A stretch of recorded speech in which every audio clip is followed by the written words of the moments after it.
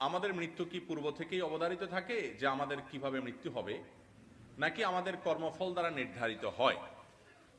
এর উত্তর হলো যে আল্লাহ রাব্বুল আলামিন কোরআনে হাকিমে বলেছেন, খামসুন লা ইয়ালামুহুন্না ইল্লাল্লাহ। পাঁচটি জিনিস আছে, এগুলোর ইলম, এগুলোর জ্ঞান, এগুলোর সম্পর্কে ধারণা আল্লাহ ছাড়া আর কারণ নাই।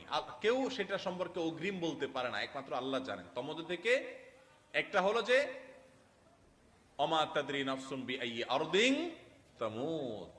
কোন মানুষ জানে না কোথায় তার মৃত্যু হবে, কিভাবে তার মৃত্যু হবে, এটা মানুষ জানে না।